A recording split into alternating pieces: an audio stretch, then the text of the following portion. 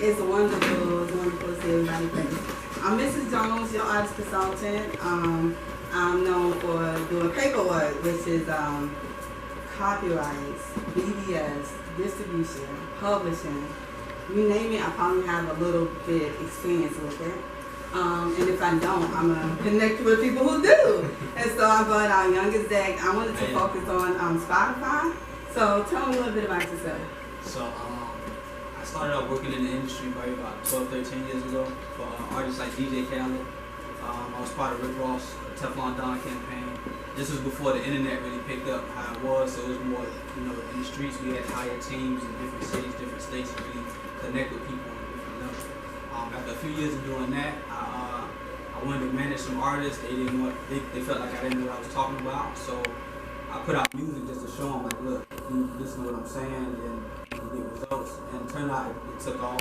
I started doing shows, traveling around the country, and paid shows. Got millions of streams online.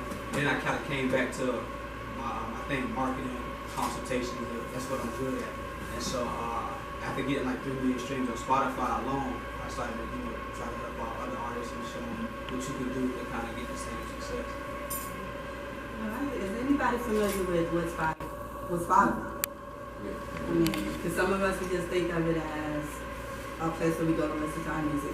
But if you're an artist, especially, you want, if it's good quality music, you want to be on all streaming platforms. Spotify is the number 2 biggest streaming platform there is. Anybody know what number 1 is? YouTube. Facts. Yeah, YouTube. YouTube is limitless, right? Everybody's trying to get on there. So that's how that goes. So I would tell you, like, who's familiar with Spotify for artists? The app. Everybody. Raise your hand so I know. Because if you don't, I'm going to tell you to pull out your phone and I'm going to tell you to download the app. Spotify for artists is where it's like it's your dashboard. It's what's another word for it? It's behind the scenes. It's your analytics, your audience, what states are listening to you, what age is listening to you. And it's the same thing like on Instagram. If you have like a business page on Instagram, you'll see the same information, the same with Facebook. So if you will, if you don't have it, pull out your electronic device and go. It doesn't matter if it's iPhone or Android. Spotify for artists is what you want to download. You don't have to, of course, sign up today, but you want to check it out. You want to at least, I mean, I would have felt funny. What was that came out with when they had everybody numbers on Spotify? Yeah, basically said how many streams. I would have felt a little weird about an artist and I wasn't getting that email personally. Yeah, I mean, because I see a lot of artists off of stuff and it's just not really, that's all that's happening. It's just dropping music.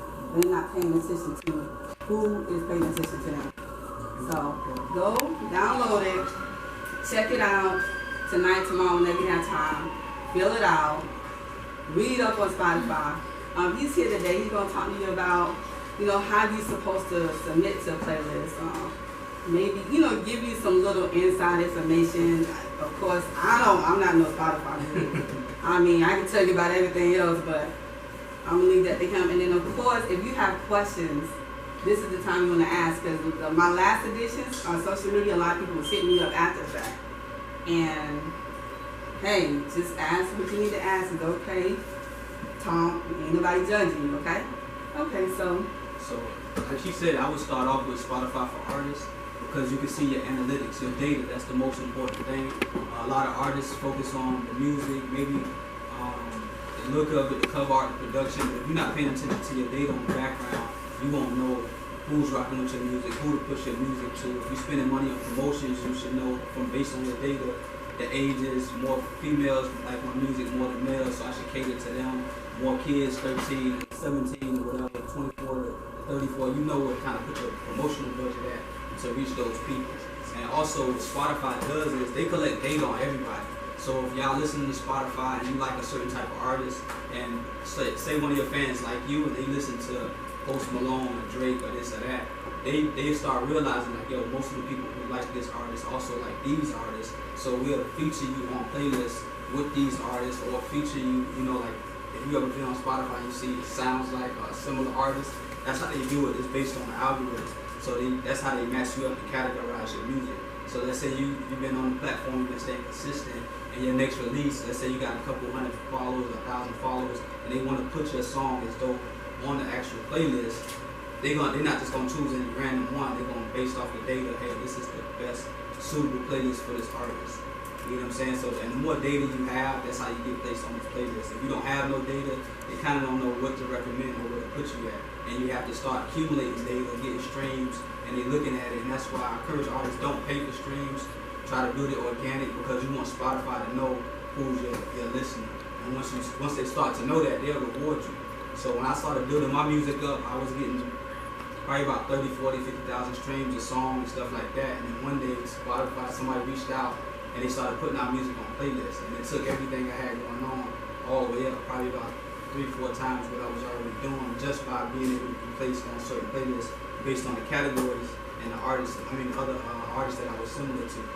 So everyone should start there. Building out your profile, that should be something that's basic. But I see a lot of artists, I market for a lot of artists, I sold a lot of artists.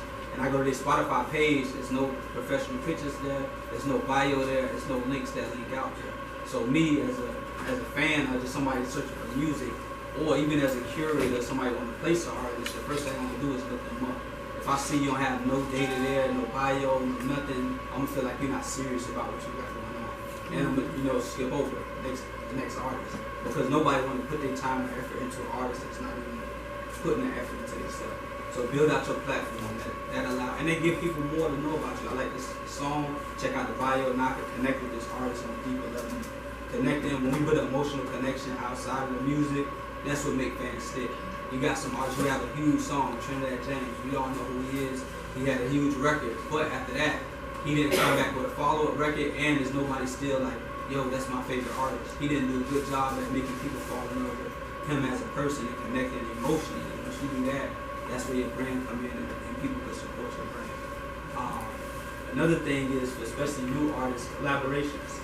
So if you do feature a bigger artist on your song, most of the time we'll put in our name, featuring whatever artist that we feature.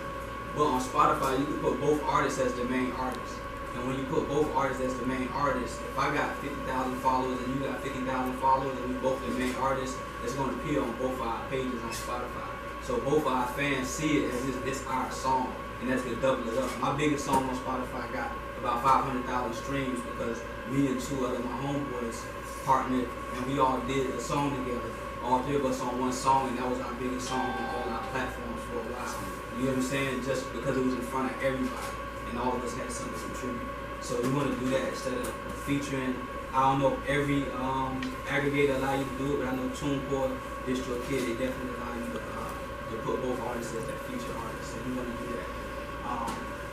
I would make sure that the artist that you featuring knows what's going on, because you don't want them, if they sign to a label or something, and they see like, yo, what's this, and they'll fight to get it pulled down. I did it on a record that I did with Zaytoven and Sunny Digital, and I put it up there like, yo, whatever, they pull it down, it's cool. It turns out they didn't, and it stayed up there, and it's on their platforms as well. So that was a huge look too. So I would definitely do that. Submitting to different, I would find curators to submit to. When you submit to curators, most artists just, hey, here's my music, can it get on your playlist? But you want to let the curator know that I have something to offer. Hey, I got 5,000 followers on Instagram, 10,000 followers on Instagram. I love your playlist. I've been checking it out. I feel like my music fits, and if it goes on there, I'll be willing to share it with my following on Instagram, my following on Facebook. I create YouTube videos for it, and I also send out an email blast. You know what I'm saying? So if you let them know that, you know, they want their playlist to get more followers. So if they know the artist that's on there is willing to go out and help push it, that's a huge bonus. You know what I'm saying? And then if they do place you, go out there and push it like your life depends on it. Because now your next single, you probably won't even have to ask them for it, and they'll do it. And even when we started getting featured on Spotify playlists, like official Spotify playlists, where I went and printed up posters, I did promo videos with Spotify logo on it, did the whole nine, and even caught their attention, and they retweeted it, reposted it on their social media platforms. And it made the relationship a lot better with the curator that I was working with, who was directly there. So the curator helped you come to Spotify, or they just know that you was working and then they hit you up? Nah, so what happened was, so I was building my platform on Spotify. When I was releasing music, I already seen like the wave was coming, and I started pushing everything to Spotify. I wasn't focused on Apple or nothing. I felt like Spotify was the wave, was going to be the next biggest thing, and I like to attack stuff while it's happening, beat the crowd. And so that's what I did. But as our platform was building organically, it was a curator, somebody who worked at Spotify reached out and DM'd me and was like, hey, I was at an event in New York, I heard your music playing, I asked the DJ who it was, I checked your music out, I like it, and I want to be like get connected with Spotify. So once that happened, every week she hit us up, hey, you got something new, And so once we got the placement, they actually made us the face of the Spotify playlist one time. And when they did that, that's when I went crazy, printed up posters, putting them around, made videos of it. Did like shout outs and stuff, and Spotify reps, I guess because the curator connected us, they seen it, other people who were there at work in different departments at Spotify. Because her job was to connect with the artists. But the social media team is separate from her. She can't force their hand and say post this artist. They gotta do that organically. So I guess from that, them seeing it, her posting it, it was like, yo, they going hard with it, and they tweeted it, put us and everything like that. So that led to more exposure on that. Once you start hitting it, it'll just pick up. It's like a snowball effect. We went from getting one playlist to 3 or 4 to almost every time we released a song, it was hitting the playlist. I'm on over 40,000 playlists. Most of them are user-generated playlists, like people like me and you, DJs, websites and stuff like that. And a few of them, I think 13 or 11 is editorial playlists straight from Spotify themselves. Those are the ones we get a lot of plays, 100,000, 200,000 plays on, 50,000 plays on. So that's dope to hit those. So it's best to drop the music out on Spotify as a collective body of work or as a single? Nah, as a single. So, and this is a conversation that I had with a curator. I was booked at South by Southwest a few times. The last time I was out there, I got introduced to he was the global programmer of Spotify, and he actually knew who I was. He was a fan of the music. We spoke for an hour, and he told me, he said, you want to drop singles? And I was like, why not the whole project? He said, if you drop a project and I like your music, it's 10 songs, I'm gonna pick the best 2 out of those songs and place 1 or 2 of those songs on the playlist. If you drop singles, I'll place every one of them every time you drop. You know what I'm saying? And so if you can hit every song on the playlist, why not do it that way? Because once they start working with you, they watch it. And these, believe it or not, every song that get uploaded through these platforms, they got real people who gotta check these songs out. Let's say you upload a song and you say like it's a clean song. They need to make sure that this song don't have curse words in it, because if it do, then they need to mark it explicit. You know what I'm saying?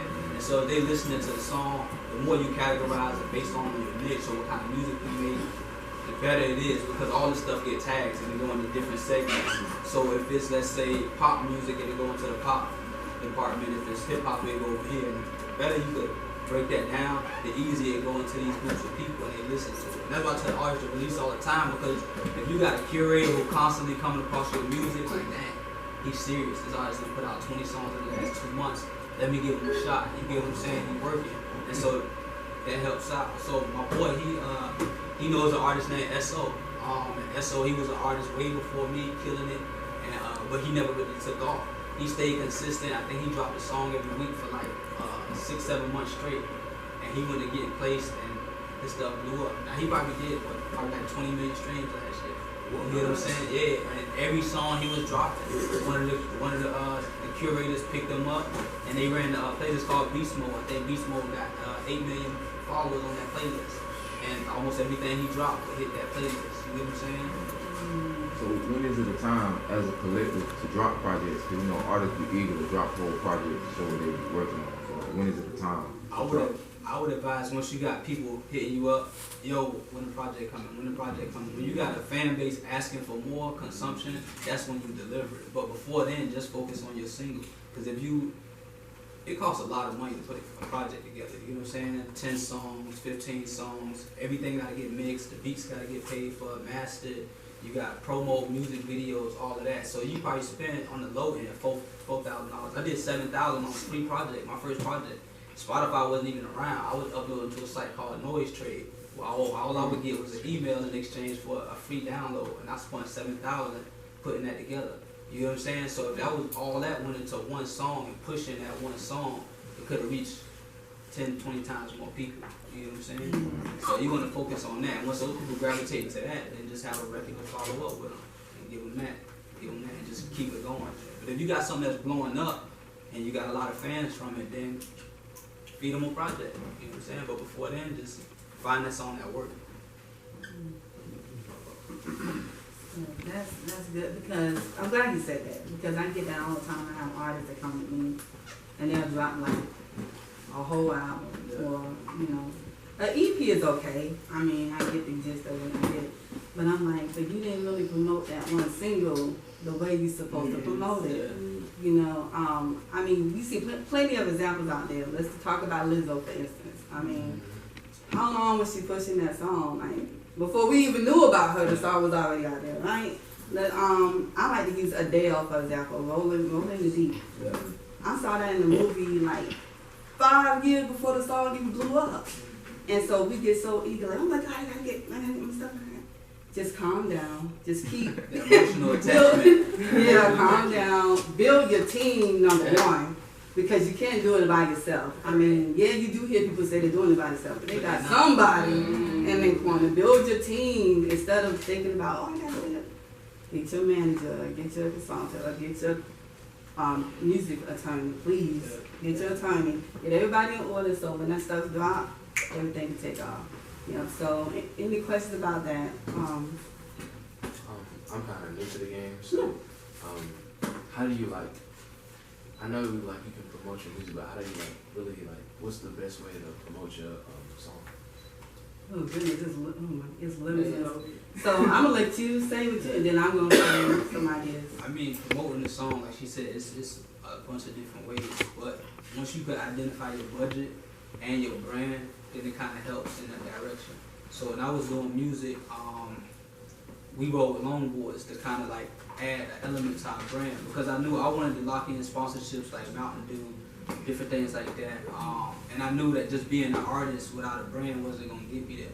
So I knew Mountain Dew, they work with artists who ride BMX and stuff like that. I also did research that action sports is taking over and is growing faster than traditional sports like football, basketball, stuff like that. So I was like, if I could implement this into my brand, I could grasp kids from the suburban areas and the hood areas, you get what I'm saying, and kind of merge that together, because I came from the hood, my message is going to come off like that. But if I could add an element to my brand that appeal to a wider audience and connect with them outside of that, I could, you know what I'm saying, I could leverage that. And so once I established that, I started to see this is the direction I need to go in. These are the kind of opportunities I need to write down as goals, and it's gonna let me know who my audience is. So once you find your audience, where does your audience hang out? Do they go to the clubs? Are they at coffee shops? Are they, you know what I'm saying, what kind of pages they follow on Instagram? Are they on WorldStar? Are they on No Jumper? Are they, you get what I'm saying? So once you know those things, you can start to say, yo, where's the traffic? Let me just get in front of it. You get what I'm saying? And your budget is gonna allow you what you can do. Only got $1,000, I can't buy a billboard. You get what I'm saying? I can't pay for a $2,000 playlist campaign. I can't do radio for $20, $30 a test.